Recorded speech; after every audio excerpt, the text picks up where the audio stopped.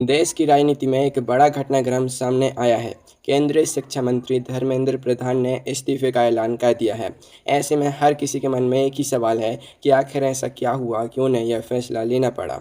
आज इस वीडियो में हम आसान भाषा में उन 5 बड़े कारणों को समझेंगे जिनकी वजह से यह स्थिति बनी। तो चलिए शुरू करते हैं। पहला कारण नीट परीक्षा विवाद। सबसे बड़ी वजह मानी जा रही है नीट परीक्षा को लेकर हुआ विवाद।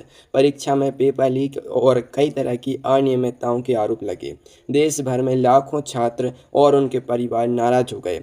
कई राज्यों में विरोध प्रदर्शन हुए और परीक्षा की निष्पक्षता पर सवाल उठने लगे। इस पूरे मामले ने सरकार पर भी काफ़ी दबाव बनाया। दूसरा कारण नैतिक जिम्मेदारी लेना। धर्मेंद्र प्रधान ने अपने इस्तीफे में कहा कि शिक्षा मंत्रालय का प्रमुख होने के नाते वह इस पूरे मामले की नैतिक जिम्मेदारी लेते हैं। उनका कहना था कि जब छात्रों का भविष्य दांव पर हो तब जिम्मेदारी से पीछे नहीं हटना चाहिए।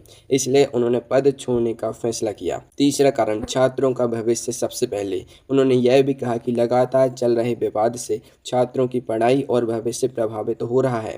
अगर मंत्री पद पर बने रहे से विवाद और बढ़ता है तो उससे छात्रों को नुकसान होगा। इसलिए उन्होंने इस्तीफा देकर जांच और आगे की प्रक्रिया को बिना किसी राजनीतिक विवाद के आगे बढ़ाने की बात कही। चौथा कारण है बढ़ता राजनीतिक और जन दबाव। इस मुद्दे पर विपक्ष लगातार सरकार को घेर रहा था। संसद से लेकर सड़क तक विरोध हो रहा था। सोशल मीडिया पर भी लगातार सवाल उठ रहे थे।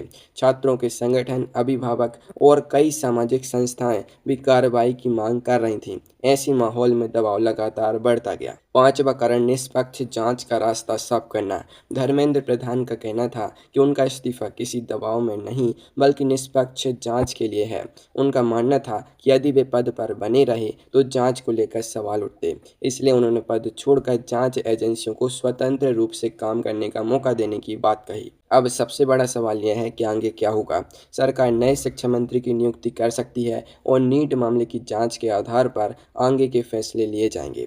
अगर जांच में किसी की जिम्मेदारी तय होती है तो उसके खिलाफ कार्रवाई भी हो सकती है। फिलहाल इतना जरूर कहा जा सकता है कि यह मामला सिर्फ एक मंत्री के इस्तीफे का नहीं बल्कि देश के लाखों छात्रों के भविष्य और परीक्षा व्यवस्था पर भरोसे से जुड़ा हुआ है।